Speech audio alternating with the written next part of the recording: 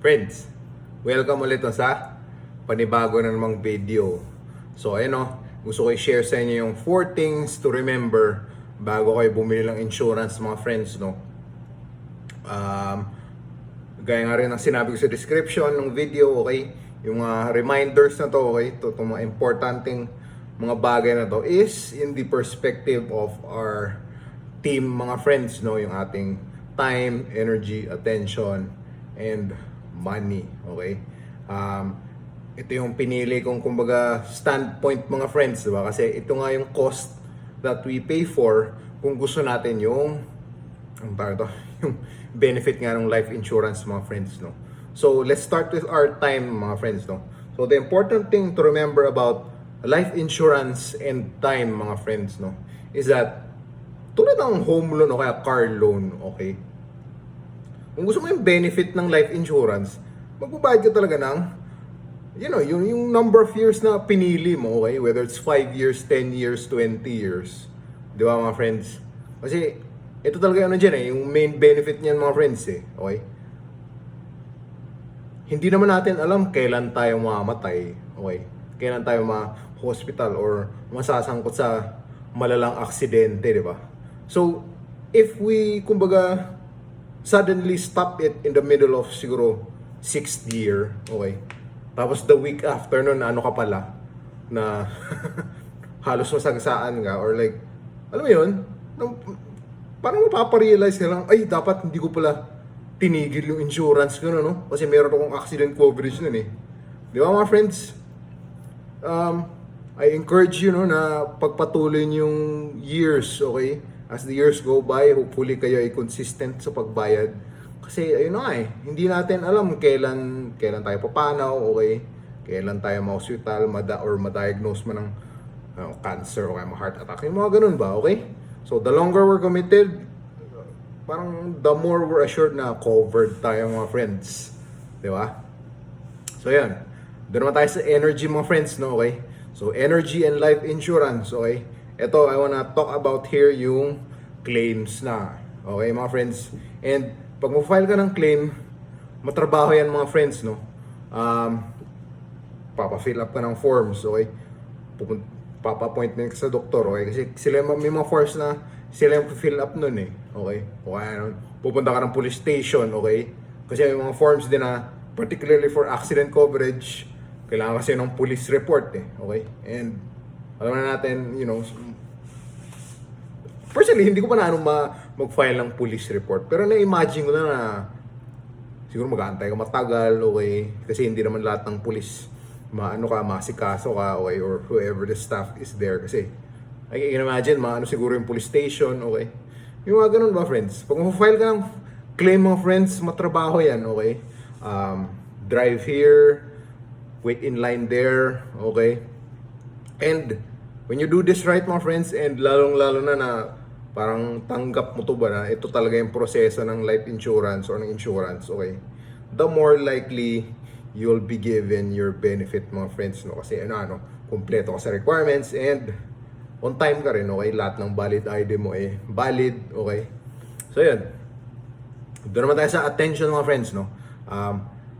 Dito I wanna point out yung being mindful, being attentive to life insurance before pa mangyari yung mga life or death situation. Okay, mga friends? Kasi yung mga life or death situation na yan, okay, yung passing away, yung ma-diagnose ka ng cancer at a young age, yung mga ganun. At that point kasi mga friends, too late na yun Okay? As an agent, marami akong na-encounter. May mga messages ako nababasa, okay?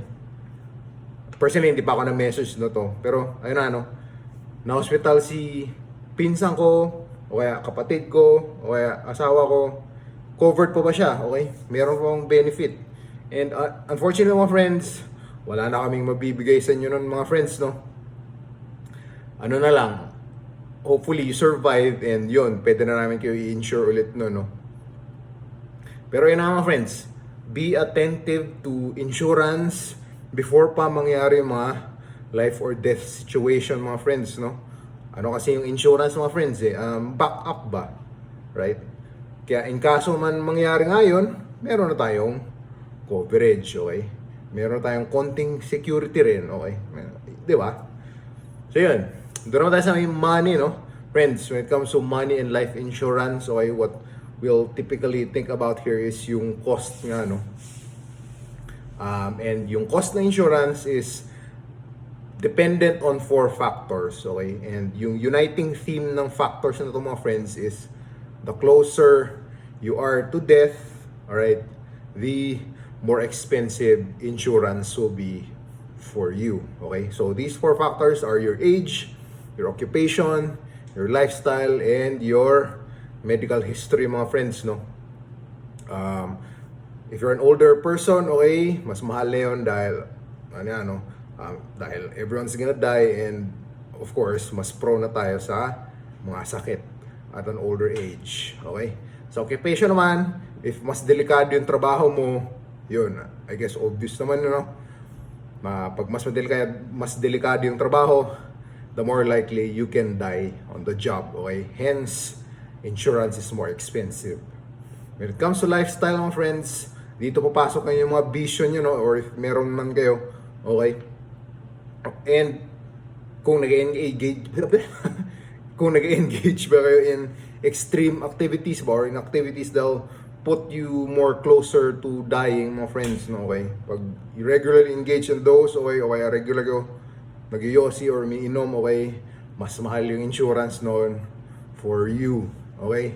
And sa may medical history, okay, if meron kang mga pre-existing condition, okay, gusto mo pa-insure pero meron kang sakit na, alam mo yun, siguro tulad ng diabetes, cancer, okay, mga ganun ba, yung mga gout, GERD, mga ganun. If you're not able to keep that in check, mga friends, mas mahal yung insurance for you. Alright, mga friends? So yun lang. Those are the 4 important reminders, no? Bago kayo bumili ng life insurance, mga friends. So i-summarize natin sa time, no? Time and life insurance, okay?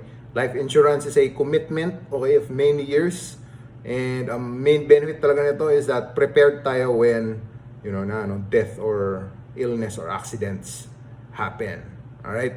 When it comes to energy, matrabaho mag-file ng claim, okay? Pero worth it yung trabaho na yan when you do it well, kasi the more likely you'll be given your benefit. Of course, nandun yung assumption na covered yung accident or hospitalization. Okay, mga friends? Doon naman tayo sa attention, okay? Be attentive to insurance bago pa mangyari yung life or death, no? Kasi kung mangyari ngayon, it's already too late. Alright? Doon naman tayo sa may money, okay? May 4 na factors ang life insurance, hindi fixed ang price ng life insurance, and basically, the closer you are to dying, the more expensive insurance will be. Alright, mga friends? So yun lang, mga friends, no? I hope may na-learn kayo, okay?